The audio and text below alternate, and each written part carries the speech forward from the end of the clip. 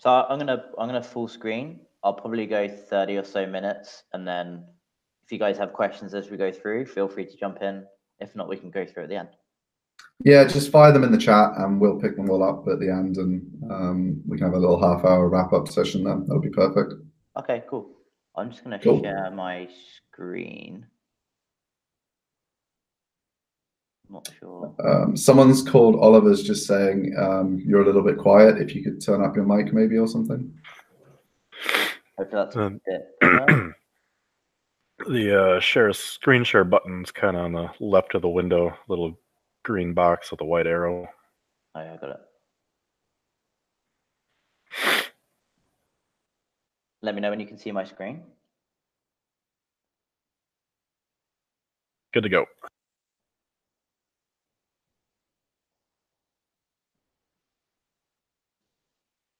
Cool. So what I wanted to talk about today is how to increase the value of your business using SEO. So for those of you who don't know anything about me or FE International, we help people sell primarily online businesses. So content-based businesses like blogs, e-commerce based businesses, and software companies. And one consistent thing we see across almost all businesses is any online business can be improved with SEO, and buyers are becoming more and more savvy about what's good and what's not so good. So regardless of where you are in your business, whether you own a business, whether you run a side business, whether you have lots of businesses running, there's one thing that's true for every single person, and that's one day you're going to leave your business. And the key thing to think about there is if you have to eventually leave your business, you want to leave it in the best position possible and hopefully ultimately sell your company. So we work with people who are business owners. One day they want to sell their business, and the only way they're going to get there is by getting it ready for sale in a good way. And SEO for us is one of the core things we look at in every single business, particularly if it's a company that relies on organic traffic. So what I'm going to do today is go through some things we've seen that work really well and some things we see that don't work quite so well. And we've been in business since 2010. So I've seen all of the tricks, black hat, white hat, you name it. We've probably seen it. We've seen how the trends have come and gone over the years. As a company, as a business owner myself, we spend a lot of time on content marketing, link building, SEO as part of our wider marketing strategy. So just tiny bit of background about me. My name's Thomas Smale, founder of FE International. Like I just mentioned, we started in 2010. As a company, we now have a team of around 40 people. I'm in our New York office today. We also have an office in London, very close to open an office in San Francisco. And then we have some other satellite smaller offices around the world. One of the key things we pride ourselves in as a metric as a company is 94.1% of businesses we take on to sell will be successful in that sales process. One of the reasons for that, particularly as it relates to SEO, is we're very good at establishing early in a process if a business owner or marketing team or SEO expert, whoever it might be who's been in charge of SEO, has done it in a sustainable way or have cut corners to the stage where a business might be performing really well now, but in the future it will not do quite so well. So a lot of what we're looking at is not necessarily have you got your organic traffic to 1,000 organic visits a day, 10,000 organic visits a day. That's very easy to prove. That's very objective. Use Google Analytics. That's simple.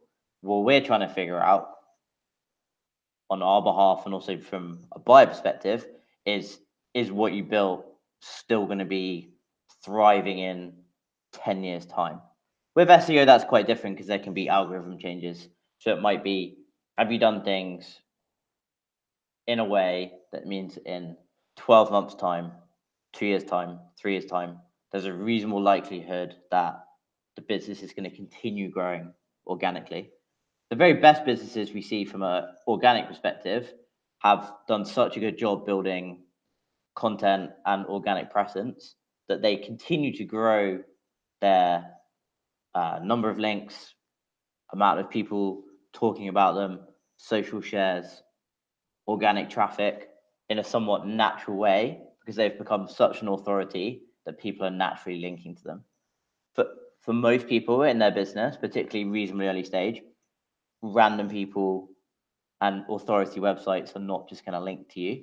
So there are some things we've seen that people do well, and some things we see that people do not so well. So what I'm going to do is jump into some things that we've seen business owners do really well, and some lessons I've learned over the years from looking at that. So in your business and with your SEO strategy specifically, it's really important to get your ducks in a row. So what does that mean in practical terms, and what can you do as a business owner, marketing manager, someone who's running a side project, SEO manager? As you are doing link building, outreach, establish clear processes as you go. What we like to do as a company when we're doing link building, and I know that a lot of our successful clients do this as well, who've done very well on the SEO front, is they will establish very clear processes for link building and outreach. But the only way you do that is by testing lots of different things. So we'll often start by doing things in a very manual way that does not scale at all. So we might send 100 emails, but send them manually and handwrite every single one of them in a very personalized way. And then from there, we'll refine the process and find a way to make it scale. So from a buyer perspective, if you ever want to sell your business, if you have clear processes, and the second point here is documenting it as you go, you can be in a really good position with a buyer where they can come in and say, well, okay, this is Thomas's business.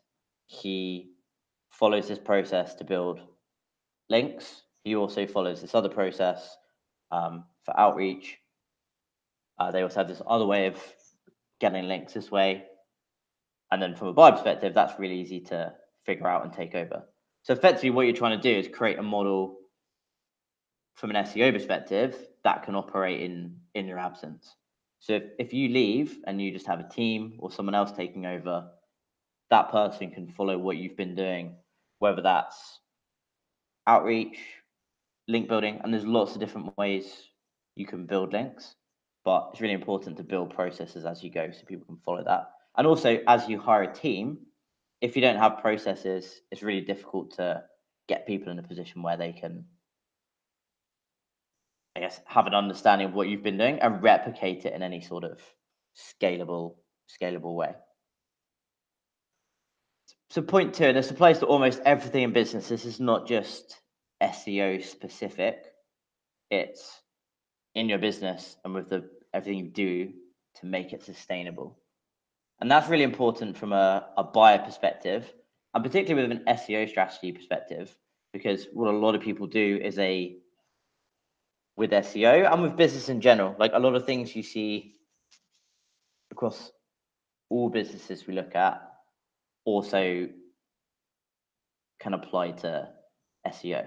So creating a business that's sustainable or creating an SEO strategy that's sustainable is very important. So when you're starting out, it's really tempting to build a high volume of low quality links. And that's generally because it's easier, it's cheaper, it doesn't require as much skill.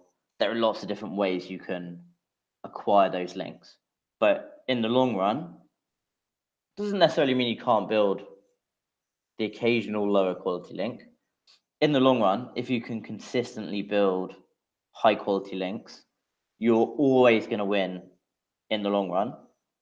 And the way we look at it from a business perspective is, and one of the KPIs I set our team when we're doing marketing and doing SEO is every link we build, we want it to be so relevant that we're getting the benefit of the link just from an SEO perspective, but we're also getting traffic, ideally referral traffic from that link on a consistent basis. And in our mind, that's a really good link because I say, well, if the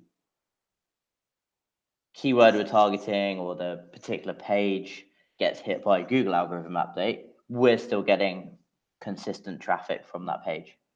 The challenge for that, and the reason most people never bother doing that, is it's a huge amount of work to find the right kind of links that are going to do that on a consistent basis. But if you can do it and you can find a sustainable way to build those links, from a value perspective, your business is going to be worth more. From a scalability perspective, it's going to be much easier. You can go after some much more competitive keywords, and you'll set yourself ahead of 99% of SEOs who focus on the really low hanging fruit, low quality links, and don't really put a huge amount of thought into how to get really high quality links, which take time and not easy to do. The PBNs, as I say, in the SEO space, as I'm sure a lot of you know, there's a lot of debate over should you use a PBN, should you not use a PBN. We see a lot of businesses that still do use PBNs, and we will still sell those businesses, and there are buyers out there for those businesses, but we're always very upfront that they exist, and buyers will pay or expect a significant discount on a business that uses a PBN versus not using a PBN. So if you can, avoid using a PBN at all. If you need to use one or you want to build one, then my suggestion is use a PBN to rank specific pages, rank for specific keywords, and then with time, once you've got that ranking, you know that keyword is a good one for you, move to replacing those with higher quality links. So it might be you build 5 PBN links to rank for a certain keyword. Once it starts ranking, you can start building guest posts, editorial links, do some broken link building, whatever it might be, to replace those links. And then you've got all of the benefits of the PBN to get you the initial momentum. But from a buyer perspective or a business owner perspective, there's not the risk that your business is going to get hit by an update, or someone's going to reverse engineer PBN, or all sorts of different things that can happen with PBNs for them to be less effective. From a content perspective, while my experience is not that you can just write really good content and people will link to it randomly, you still need to do good quality outreach. In the long run, and if you look at all the different businesses we sold, the businesses that invest in the highest quality content always win in the long run. It may well be on a 3-month, 6-month, 12-month basis. There'll be thinner pages that your competitors are using, like trending type articles, trendy articles that are doing really well. But in the long run, our experience is usually very high correlation between high quality, and that usually also ties in with the length of content. So there's no point writing a really good article that's 500 words. You need to write a really good article that's 5,000 words, and you're better off having 10 of those, so 50,000 words of content in total, than you are having 100 posts at 500 words a piece. That worked 5 or 10 years ago. It doesn't work today, and it's not sustainable. So invest in high quality content and do it on a consistent basis, and you'll be in good shape. The next step and lesson that I've seen over the years with the most successful SEOs, most successful marketers, most successful business owners, again, all of these things can apply to lots of different areas of business, not just SEO. The most successful people develop a repeatable model. So that's something that can be done over and over again by lots of different people. So to achieve this, it's really important to diversify your link sources. If you rely too much on one specific type of link, whether that's like a guest post, an editorial link, broken link building, getting links from resource pages, whatever it might be, that may well work really well in the short term, but in the long run, that can be quite risky to be reliant on just a single source of links. That can also apply to your suppliers. So my second point here is don't rely on single suppliers. So you may find an SEO agency or a content agency who are really good. So we've bought a lot of content from Vin, from Word Agents over the years, and Vin service is fantastic. But we don't just buy from Vin, because there may well be a situation where one day Word Agents doesn't exist, or Word Agents merges with another company and things change. So even if you find something that's really good and something you really like, it's still really important to hedge your bets a little bit and make sure you have multiple ways of being able to deliver on a consistent basis what you need. The next point is building evergreen content and links. There are some exceptions to this. So there are some industries where evergreen content is not always going to work, and you do need to have some trending content. So for example, in the tech space, you could write evergreen content around macro industries. So for example, if it's in the PC niche, you could write a post about how to build your own PC. The content in that is going to be relatively evergreen. The only thing that's really going to change is the types of companies and components you might recommend. So try and create evergreen content at the core. And then if you need to have trending content, so new products, whatever that might be, that's fine. And then it's exactly the same when it comes to links. You want to find links that are going to be there for 10 years, not links that are going to be there for a year and then they're going to get removed, or you've swapped it with some friends who have just started out a blog, and in 12 months' time, they're not going to pay their hosting bill and that link's going to go away. So this goes back to the point like in a much earlier slide about building high quality links. If you can do that, you're going to be in a much better position than the person who's cut corners. They've got 20 links really quickly, but 75% of those links disappear in 6 months' time. So focus on being diverse once you have something that works. That doesn't mean on day one, try 10 different link sources and see what works. Build a strategy that works really well for one particular type of link. So for us, we have a really good process internally for getting guest posts. But once we've done that, we don't want to just do guest posting. So we then build a process for doing something else. And then we put resource into that and we keep moving on. So that's important. And I say when it comes to evergreen content and links, there are certain types of link building which will really lend itself well to this. So guest posts are a really good example, because with guest posts, if you do guest posting properly and you get the referral traffic I was talking about earlier, and you actually build a relationship with the person who owns or runs that blog, you can either get more guest posts out of them. Most people in the content space or the SEO world write or have access to lots of other sites in the space. And you can also update content as you go along. I think a lot of people write an article once and then they just leave it and they say, well, this article's good, let's move on to something else. We spend a lot of our time every single year. We go back through previous content we've written about valuing businesses or whatever the topic might be, and we will spend some time updating that to make sure the content is up to date. So it's almost impossible to create an article that never has to change. But if you are put the resource in and you think about it properly, you can go back through, update that content and make content evergreen without it kind of starting in that way.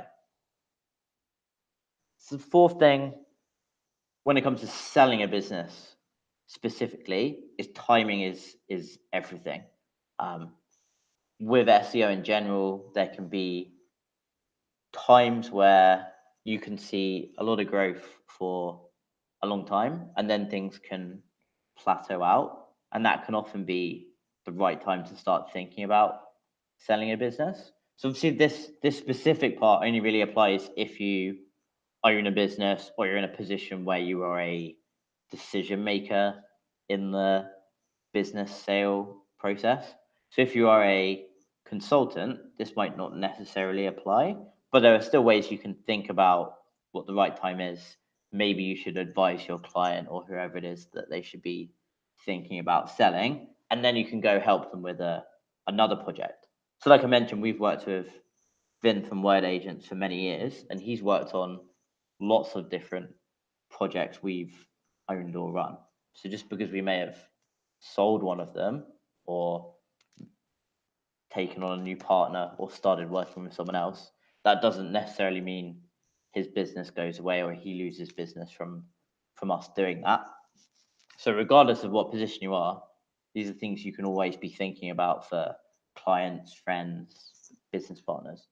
So some of the important things to think about if you do ever want to sell a business you run or involved in is you should always try and sell while your traffic is still growing. So from a buyer perspective, they want a business where traffic is consistently growing month over month. If from an SEO perspective, you are, just to keep it super simple, if you're targeting 10 keywords and you're ranking number one for every single one of those keywords, and there's no other content you could possibly come up with, now is probably a good time to start thinking about selling a business because there's no more growth for you and it's not going to go any further than where you are now. So think about how much work and how much time is it going to take to get to the stage where get to the next level. And for a lot of people, it's they can sell now while they're in a really good position and reinvest into other businesses. So I know we have a lot of clients who sell a business or they sell part of a business they're involved in, or their client sells a business, and then they'll go work on multiple other projects. The best thing about SEO and the online world is there's a almost unlimited number of opportunities when it comes to content, ways to build links. Things are constantly changing.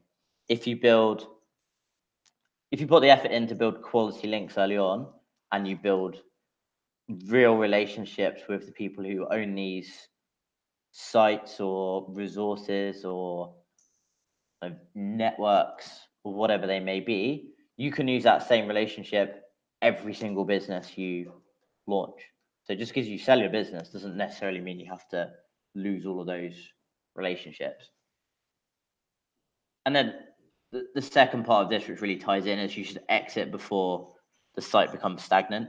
So whether that's before your rankings start to stabilize, buyers always want to see that little bit of kind of growth and kind of consistency from that perspective. So if you're getting to the stage where you feel you're about to hit a wall, it might be a good time to sell or move on from that project. So it's important throughout to take emotions out of the equation.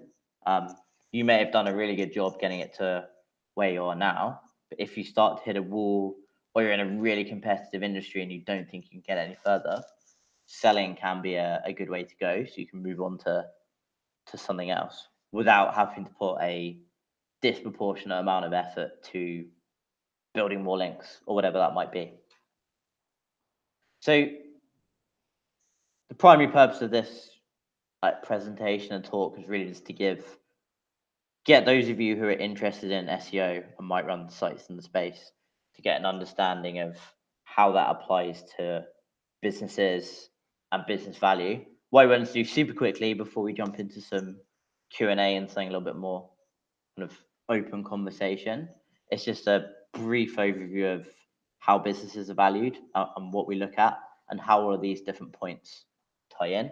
It's also probably the most common question I get asked from whether you're in the SEO industry, the software industry, the e-commerce industry, the restaurant industry.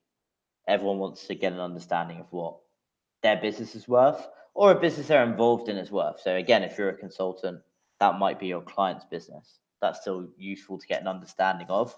It might help you negotiate a better contract with them. It might help you increase your rates or whatever that might be. There's lots of different benefits from getting an understanding. So we've built a proprietary valuation model which pulls in data from all of the deals we've closed over the last nearly 10 years, around 650 deals in there. We track data, much like any good SEO, we track data on absolutely everything. And then we establish cause, correlation, and have various models that are built out, which can predict what a business will sell for based on other companies we have sold. And then we can repeat that process over and over again to sell multiple businesses and be accurate every time. So just the same as I was talking earlier, you can create a process for building links consistently or outreach consistently. You can do exactly the same for valuing businesses if you sold enough businesses. So just from a valuation perspective, really high level, the average content business. So for us, content could mean a blog, it could mean an affiliate website, it could mean a viral news site. Anything that primarily relies on SEO and content at its core is what we would describe as content as a business model. Those businesses, on average, sell between 2.5 to 4 times annual SDE. So SDE is seller discretionary earnings, which is effectively net profit. So take all of your revenue, take all of your costs. That's your net profit, but does not include any owner compensation. So if you have a business that makes 200,000 in revenue and $100,000 in costs, and then you pay yourselves $100,000, that business makes a net profit of 0. So what we do is adjust out what you've paid yourself, and we say, okay, well, actually, what the owner pays himself is irrelevant here. That business makes 100,000, and then we apply a multiple to that. So that's a very standardized way of valuing businesses that are worth less than $20 million, which are the average deal sizes we work on. But it should give you a good range, because there's a lot of misconception about valuation and what goes into it. And while there are lots of different variables that go into valuation, when it comes to a content business, the quality of your links and your overall SEO strategy and your content are extremely important. Probably one of the most important things that buyers look at. So if you've spent a lot of effort building, or money, or whatever that might be, building really good quality links, really good quality content, it may well seem that you have a competitor who's done exactly the same thing niche wise, but they've cut corners in places. But your business could be worth 4 times SDE, and their business could be worth 2 times or 2.5 times. So you could have a business that's exactly the same in almost every way, but because you've built better quality links, better quality content, your business could be worth twice as much. So it's often a very short-termist thinking to cut corners, cut costs, build low quality links, because it may well work in the short term. It's not necessarily a good long-term strategy. So just before I jump into the rest and any like Q&A that people might have, just some key takeaways in any part of business. So if I was not doing a SEO related presentation, this is my kind of advice to everyone. Make yourself dispensable. It's very easy in a business if you're a consultant, CEO, a founder, whatever it might be, to be in a position where you can walk away from that business and people be able to do work on your behalf. To get there, that means you have to document your processes, outsource as much as you can. By doing that, the more you document, the more you can outsource, the more dispensable you become. So all of these things really tie in. You can't go through this list and pick 1 or 2 things you should kind of focus on and take away. You really need to focus on all of them together. Create evergreen content. So it's a really important thing. Lots of people spend time, and we see lots of businesses do this, they will chase new and interesting and trendy niches, and their organic traffic will go in that direction, their revenue will go in that direction, and then 12 months later, whatever they've been writing about will start getting less interesting to the world or to the industry, and that business will start to decline. Whereas the person who focuses on evergreen content might see slower growth, but it'll probably be more consistent. And if you find the right kind of evergreen content, it will continue growing forever. We have some content at FE International that we wrote back in 2013. And if you look at our organic traffic graph over the last 5 or 6 years, it's almost grown every single month. And that's evergreen content, it's long form content, but it's also content that we go in there and update. So we make sure stats are updated, numbers are updated. Because in my view, and from what I've seen, it's very difficult to create truly evergreen content that never needs touching again. When it comes to selling, sell your business while you're still growing. No one wants to buy a stagnant project or a business that started declining or a business where the best time for that niche or industry was 2 years ago. They want to buy it while it's growing and in a good position. And have an understanding of what your business is worth. If you don't understand what your business is worth, then it's very difficult to get an understanding of what you're working towards. So if you're trying to build a $10 million business and your business is currently worth $100,000, there might be lots of fundamental things you need to do or change to get to $10 million. But if you're currently worth $5 million and trying to get to $10 million, what you might need to do could be completely different. So I'm going to jump into some Q&A now, but for anyone who's interested in getting an understanding of what their business is worth, what kind of things we look at when it comes to SEO, like link profiles, organic traffic profiles, quality of content, you can go to our website, feinternational.com, navigate to the Sell Your Website section. We can put together a free evaluation for you and give you an understanding of where you're at now. And we will quite often work with people. I can't really necessarily name specific people who we've done this with, but we would have helped improve their link profile in advance of selling and significantly increase the valuation and the multiple. So just by getting in contact with us, there's no pitch, there's no hard sell. We just want to help people. We do a lot of kind of content events like this in the industry to educate people about how SEO and business value ties very closely in with businesses that rely on organic traffic. So we're always happy to chat and answer any questions. I'm going to minimize this and jump into Q&A. Cool. Yeah. Yep. Tons of questions. Yeah, it's been one of the more lively ones for questions. So everyone's keen to sell their businesses, apparently. So yeah. So the first question, I believe, was from Stephen Sumner, who's going to join us tomorrow morning, and we're going to do a little Q&A about freelancing and stuff like that.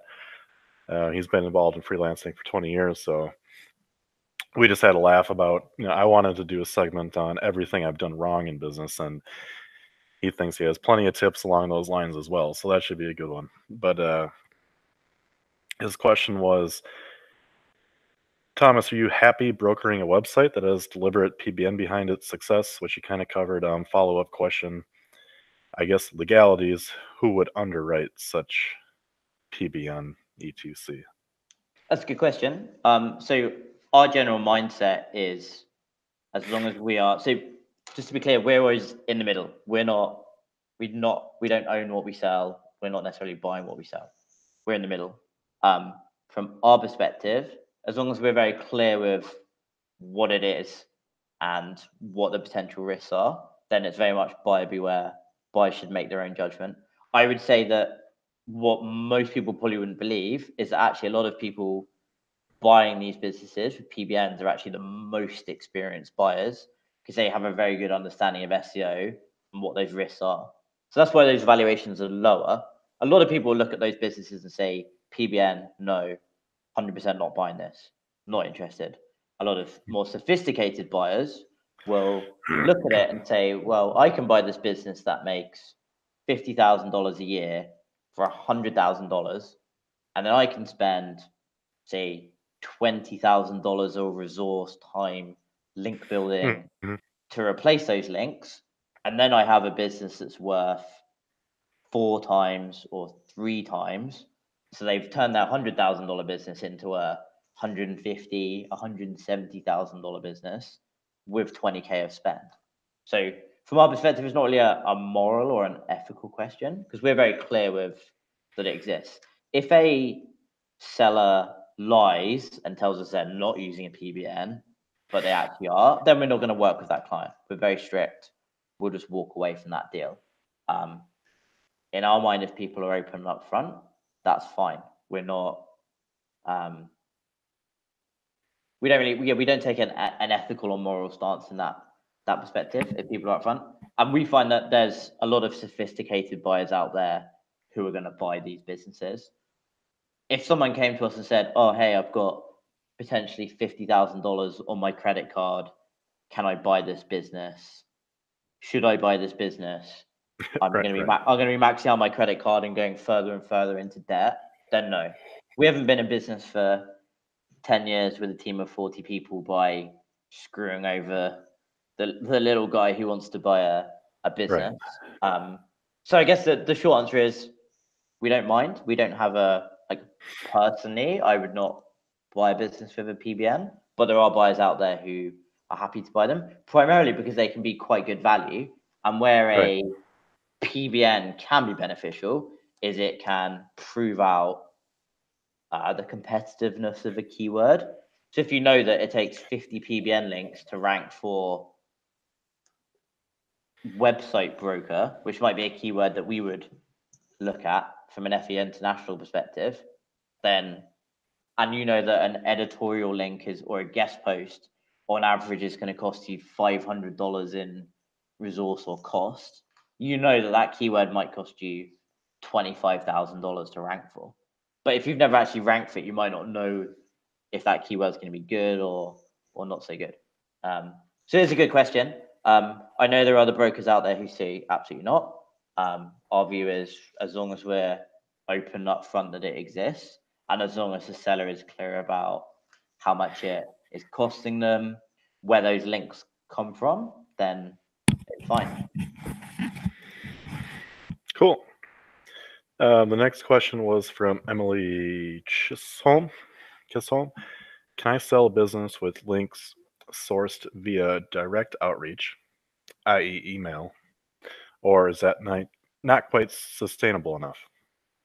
So I think a lot of it depends. So firstly, thanks for the question, Emily. I would say a lot of it will depend on, can you repeat that on a consistent basis?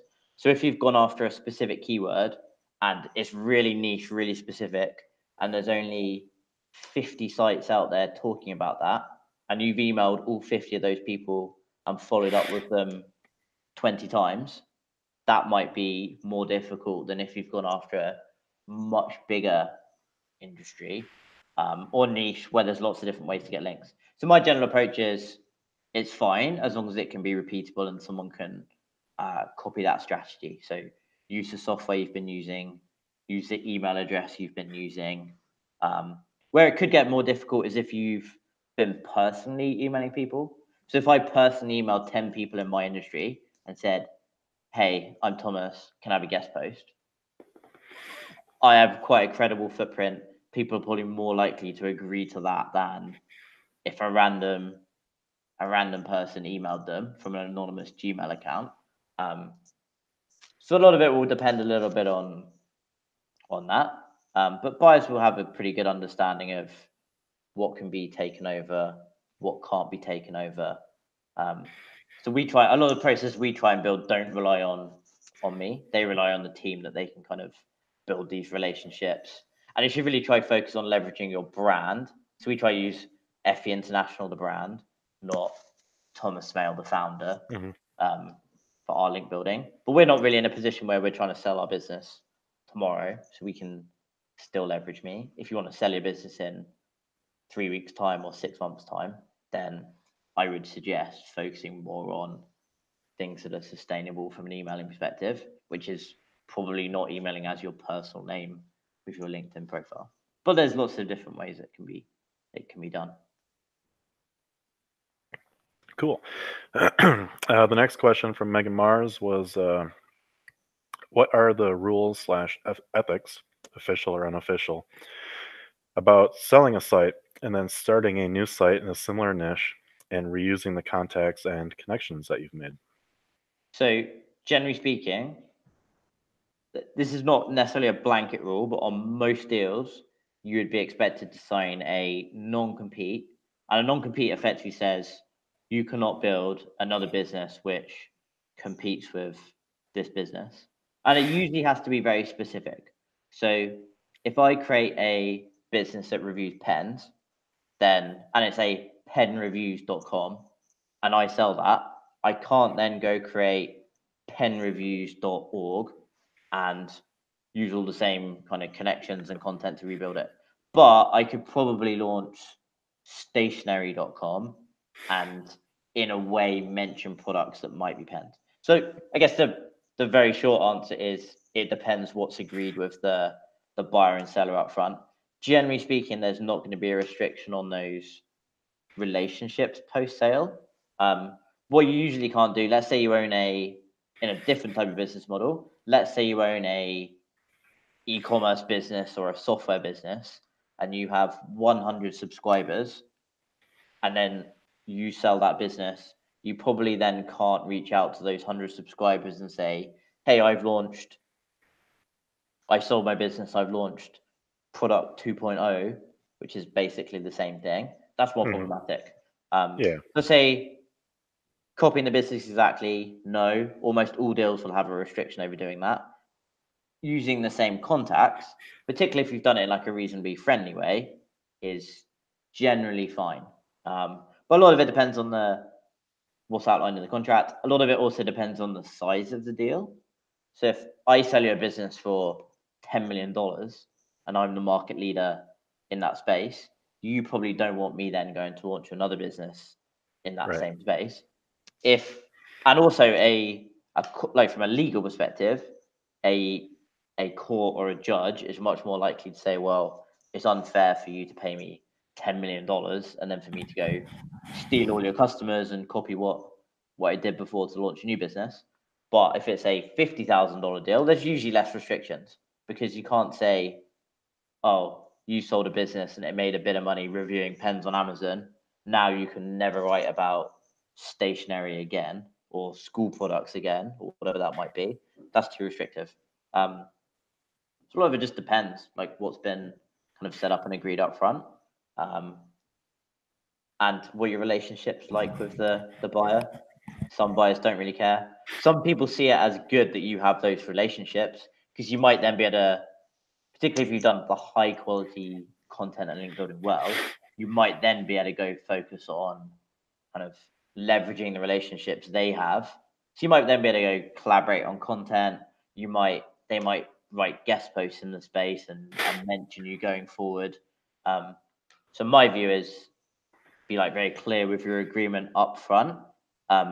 If you're not buying through an advisory firm like us, then make sure you have a tight contract that outlines what they can and can't do.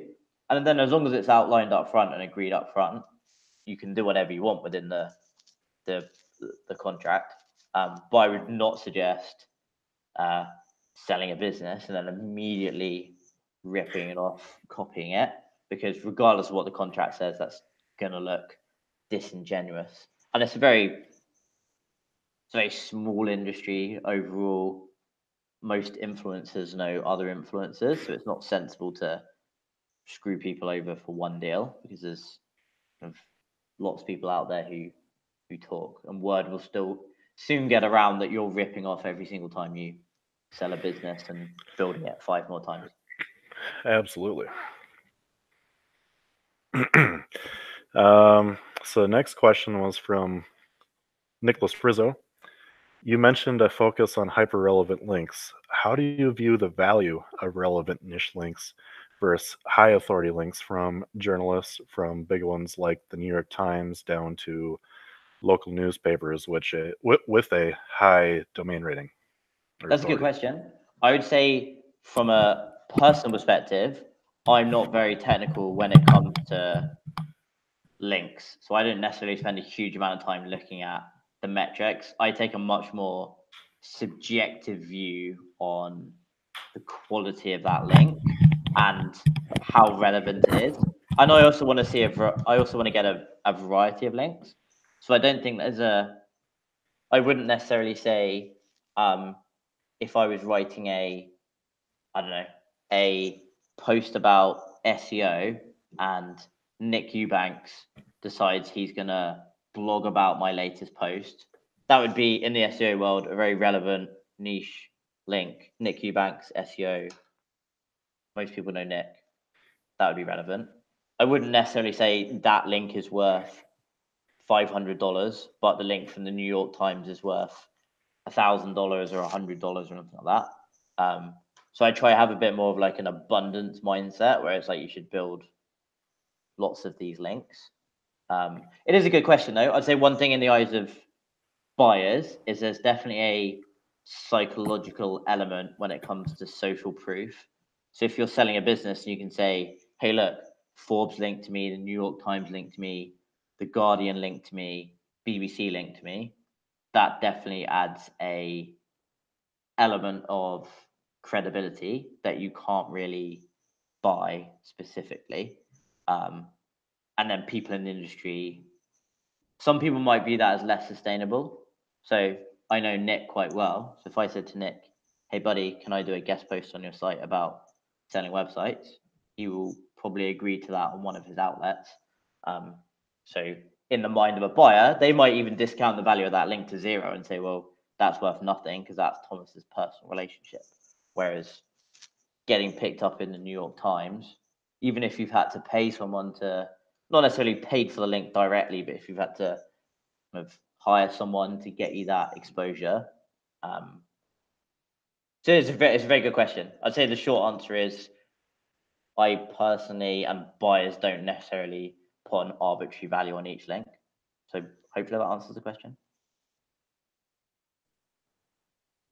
It's kind of interesting to me thinking about the link, buyers thinking about the links on that kind of granular level, when I'm guessing more like what you were saying, a sensible approach to it is to look at the broad strategy in the graph over time. You can see where different activities have tied up with different growth and take a view on whether your skills as a buyer can continue that, or whether it's a bad fit for you because you can't, or any buyer could continue it, I guess, if you're thinking about outsourcing a lot of the work.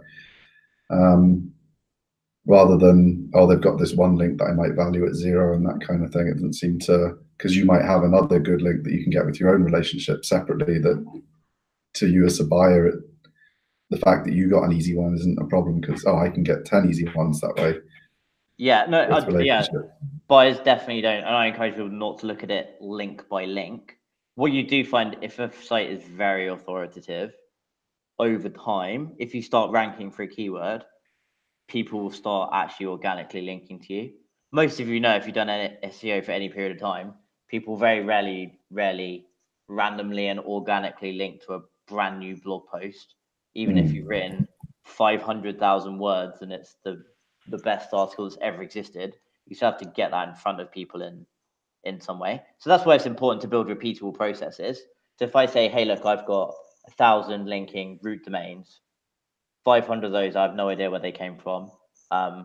This article has 10. To get 10, I had to send 200 outreach emails, had to do 3 guest posts.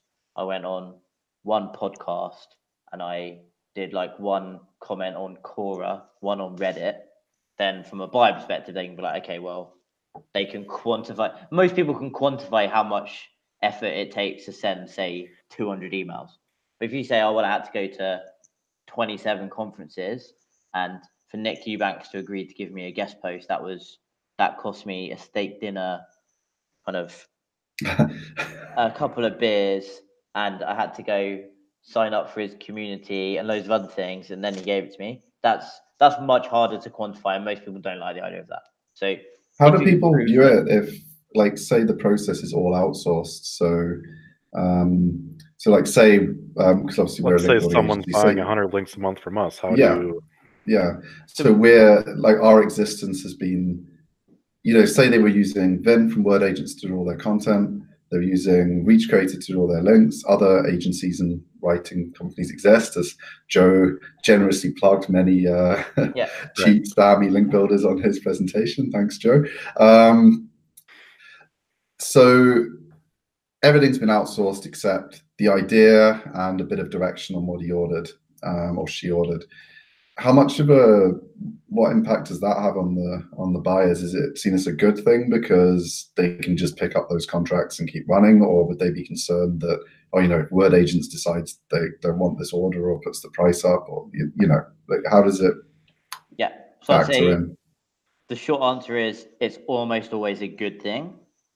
The bad things can be the unknowns over cost. That's usually fine, because if I said, hey, at the moment I'm buying 100 links from you guys and you charge me, I don't know, $500 per link. I want to buy this business and I'm paying you 50K. The current current seller or business owner is paying you 50K a month. What a lot of people will do is kind of like secret shopping. So they will reach out to you to get a quote, and they'll be like, hey guys, how much does it cost to get this many links? And if they get a quote back from you, which is like 150,000, then as They'll part of the see it as a deal, good deal. yeah, they might start to negotiate that. But most service providers, in my experience, are more than happy to work with a new business owner. They don't want to be in a position where they've lost a client because the original owner was on a grandfathered or slightly better deal. So I'd say almost always the agency relationship is good, particularly if you're using multiple agencies.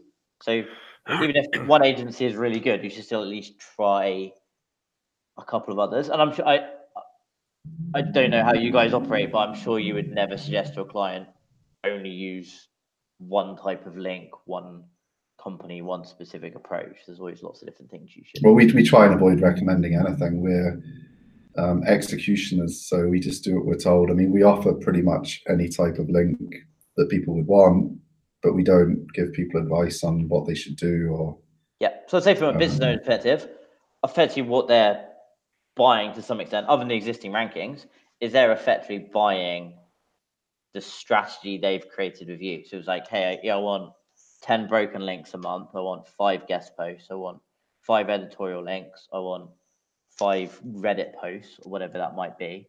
Then that kind of ties into the value of the deal, because they're kind of buying the strategy as much as anything. And then business owner B could be exactly the same. They could also be a client of yours, but they could say, hey, every month I want 25 guest posts, and their site might be nowhere near as successful because guest posts, for whatever reason, aren't being as beneficial in that space, or you're struggling to get a high quality of guest posts, or whatever that might be. But I'd say in general, outsourced is always good. Where it can cause a few challenges as a business owner is generally to pay an agency to build links versus doing yourself. It's going to have a higher cost associated with it. So that's usually made up elsewhere with other parts of the deal. But on a really small business, that could start to affect the multiple, not the multiple, but overall valuation a little bit. But on a bigger business, buyers will, so say a business doing at least $20,000, $30,000 a month minimum, they will always expect you to be outsourcing something, whether that's to an agency or a freelancer or an employee. There aren't too many businesses out there doing 50 or 100,000 a month with the founder doing all of the link building, all of the content writing, all of the affiliate relationships. It just doesn't really happen. Yeah, well, they'd be some kind of polymath genius if they were doing that. Yeah, exactly. So most people start to outsource at a certain stage, and most people tend to outsource what they're not good at. So it might be, I love writing content, but I hate link building. I'm personally the other way around. I very, very rarely write content, but I love finding ways to build links. But I know other people who love writing, but they would get anxious at the idea of emailing someone or coming on a Google Hangout and talking about this stuff, whatever it might be. There's lots of different ways you can. Yeah, I mean, thanks for coming on again. It's been. We got a couple more questions to get through, I think. Yeah, go ahead, Garrett. JD asked, Thomas, do you handle software as a service sales? If so, what would be a rough way to value a SaaS product? Yeah, so we do somewhere around 50% of our business is software as a service. So without being too much of a sales pitch, if you have a software as a service business valued below $20 million and that business is sold, chances are we either saw it or represented it. So we do a lot of SaaS deals. So content businesses, if you go back to the presentation, I said are generally in the 2.5 to 4 times multiple range. SaaS businesses are usually nearly double that, so more like 4 to 6 on average, primarily because of the recurring element of the revenue. That's a big thing. So if you have a content business and you have recurring revenue for some reason, so maybe you have an affiliate program that pays you out residuals, that's going to be a higher multiple than one that's not. But a lot of the value in SaaS is firstly the IP value of the fact they've actually had to build a product versus buy content, which while good content is not necessarily that easy to create, there are lots of different ways you can do that. Whereas building a really good software product can be a little bit harder. The primary reason people like it is it's got that recurring revenue. And the other way to look at it with a SaaS business specifically is if you're a buyer and you're worried about losing your money, if you buy a SaaS business and you're absolutely terrible at marketing and no one ever signs up again in the lifetime of the business, you're still going to make some money because you've got the existing clients who will probably refer their friends and they'll probably continue paying you. In a content business, if you completely screw it up and it goes to zero, then that's not really the case. No traffic equals no income in the vast majority of these businesses. So going back to what Joe was talking about, his influencer sites where they've got all these advertisers on 12-month deals automatically renew every year. That would make more money than an equivalently sized site where the money was coming from just AdSense. It was the same amount of money, but because the advertisers are on contracts and they keep renewing every year, and he say he's owned it for 5 years, and you can see that not only are people renewing, but he's picking up more every month. Yeah, that kind of business would be worth more than if it was just traditional affiliate, pay-per-click, pay-per-view, CPM type advertising. I'd say generally yes. It does again depend a bit on the relationship. So if I own an ad site and I've been I know Vin, he's sold business with us. We've bought content from him. I know Nick Eubanks. He's buying my ad space and paying me every single month. Some people might be concerned that relationship would get in the way. But if it's a genuine relationship where they've kind of reached out and bought loads of small people instead of big obvious relationships. It's usually absolutely fine. A lot of it depends on the metrics as well. So if you say, I have a business and I've sold one ad to one guy who's now paying me $1,000 a month on a recurring subscription, and that subscription has only been in place for 1 month, then that's probably not really going to be that valuable. Yeah, I was imagining the way, more like you've got 100 and it's been growing at 3 a month or something. Yeah, so a lot of it is like concentrate. It's exactly the same as if you said, hey, I've got this article that ranks, and the reason it's ranking is because the New York Times links to me, and that's the only place that, obviously, this would never really happen, but the New York Times is the only link this post has. The article that has 10 links from, I'd say, second tier type publications is probably going to be viewed in a more sustainable way. So it goes back to the slide I had about sustainability applies to really everything. If you have advertisers coming back every single month, that business is going to be more valuable than the business where every single month you're out there hustling, trying to sell new ad space. And there's also an element of, from a buyer perspective, if you're like, oh, well, Jim paid $1,000 for an ad and then he paid me for 3 months, and then he stopped paying, and every single other advertiser only ever renews for 3 months maximum in total, you probably start to think, well, is this traffic low quality? Is the seller like really bad to work with? Is there a reason why people are canceling their ads? So there's a lot of different ways you might. A lot of stuff to think about. A lot of connotations that might come into it. So that's why, like, valuation for us, we track tons and tons and tons of different data points, because much like with, I guess, SEO and ranking, it's not like there's one factor that means, well, if it's not like you build one link and you get 10 visits, or you get one extra spot ranking wise. That's not how it works. Valuation is the same. There's lots and lots and lots of different variables that go into it. Hence why a lot of my answers usually it depends, which are not always the best answers. There's not always a yes no. A lot of it is yes with a caveat. Right. Oliver had a question. When you factor in growth as a value, do you have a golden number for recurring annual percentages that you look at? So in terms of like growing annually, not really. I would say any, again, the yes with a caveat. Any growth is good growth. Generally, if you're growing more than, say, 5% a month, we would consider that high growth, because if you compound that every single month, you're doubling. Right. You're at least doubling every year.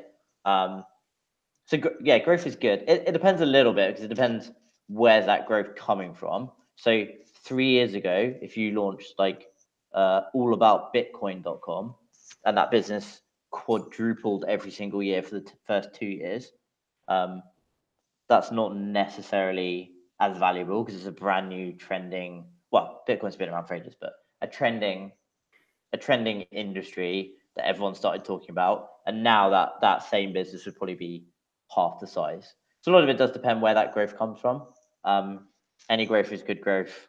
The more growth, the better, assuming you can prove with a reasonable story that is sustainable. That's good. Cool. It's a lot to think about when you're planning your income streams and what you're actually going to do with sites. Like I know Joe gave me a lot of stuff to think about. I'm sure it did Garrett as well. The bid he caught, when he watches the replay, he'll be even more confused. You really got to think, because you're going to have to prove this stuff years later and show the processes and everything. You have to think about it quite carefully, rather than just. I think a lot of people get caught up in, like most people do, you're starting out, and the whole idea is I need to make some money. And I think a lot of people get stuck in, they start making money for a couple of years and really no long-term planning, no idea that when they might go to sell a site, have nothing prepared. They don't even think as their website as a business. Really no plan once they make money to make it worthwhile. And I guess a lot of people could do with better planning. Yeah, I mean, that's why we have a very, very long sales cycle. If you engage us, we get businesses sold very quickly, but the vast majority of people just want to like think about it. So we're always open to talking to people. That's why we offer no ties, free valuations, because we want to help people. If you have a business right now that's worth $100,000, yes, I'll happily sell it. You can pay me 15%, and that's great. But I would much rather you come back when that business is worth $1 million and make 150,000. So our goals are very much correlated with you, or whoever that might be. We want people to do well. It's in our best interest for you to do well, and you don't pay us anything unless we're successful or you're successful either. For sure. It's pretty cool. I think I learned a lot during that. That's some definite food for thought. Any more questions? Or are we good? I think that was all of them. Cool. Thomas, do you go to Affiliate World Barcelona? No, I didn't go this year. Are you going in July? I probably will. I think it's on my maybe list. So we'll see you there then. Vin might come as well. We're trying to talk Vin into coming. Vin gonna come. See, Finn's. It looks like he's just frozen, so I'm assuming he's not. Yeah, Actually, he's gone. Yeah, on. we're trying He's to talk having him into he's flying having a little over. break. Yeah, he was pretty sure he was going to come, and then he's just going to a bunch on the East Coast later in the year as well now. So he's kind of 50-50. But I'll find him and I'll persuade him. Don't worry. yeah, it'll be a good time. We can all have a bit of food in Barcelona and hang out. Sounds good. All right, man. We'll really appreciate you coming on. That was super interesting. I think people got a lot out of it. Awesome. Well, if anyone has any other questions afterwards, you can find me, reach out to me. More than happy to help. But thanks so much for having me on. Awesome. Yeah. Really good cause, really good idea for an event. So thanks so much, and hopefully the rest of it's a success. Yeah. Thanks. Yeah. Thank you.